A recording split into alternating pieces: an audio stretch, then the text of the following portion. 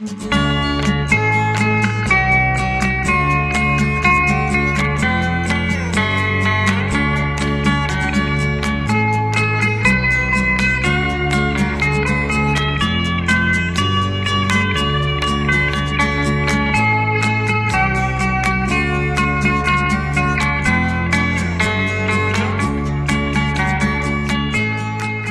en Champagne, il y a 3 cépages autorisés, le Pinot Noir, le Chardonnay et le Pinot Meunier, qui arrivent à peu près à un tiers de chaque pour l'ensemble des 3 cépages. Nous à la maison, on travaille que du Pinot Noir et du Chardonnay, 70% de Pinot Noir, 30% de Chardonnay, donc je suis un plutôt gros producteur de Chardonnay puisque la moyenne de la Côte des Bars c'est 7 à 8%.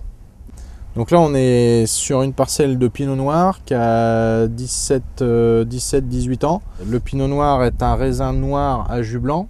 Donc seule la peau du raisin est noire, le jus est blanc et si on écrase directement, ça coule blanc. Donc on fera du champagne blanc de raisin noir, c'est ce qu'on appelle pour nous à la maison du blanc de noir.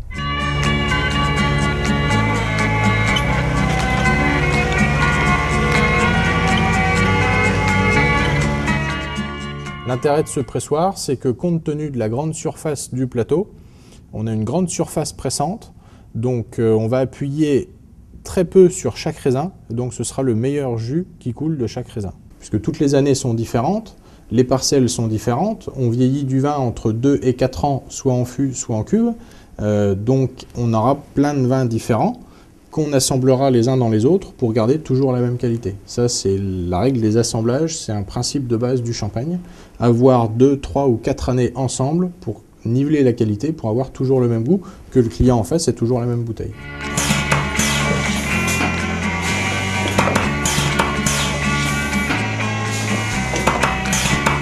Donc on dégorge toute la production à la volée, ici même.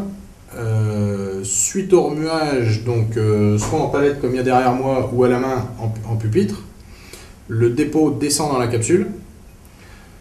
Et là on obtient 3 choses, on a la bulle, ici la grosse bulle où il y a toute la pression, il y a entre 5 et 6 bars de pression, il y a le champagne et il y a le dépôt.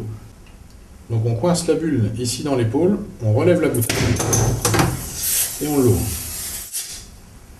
Et donc à partir de là, la bouteille est ouverte, claire, il n'y a plus de dépôt, mais il en manque un petit peu. Ça c'est le dégorgement à la volée. Pour combler le manque ici, on va placer la bouteille sur la doseuse qui va rajouter une petite dose de sucre, de liqueur d'expédition, petite dose, un tout petit peu pour faire du brut et beaucoup plus pour faire du demi-sec. Donc à partir d'une bouteille ici, on peut faire plusieurs sortes de champagne avec la doseuse.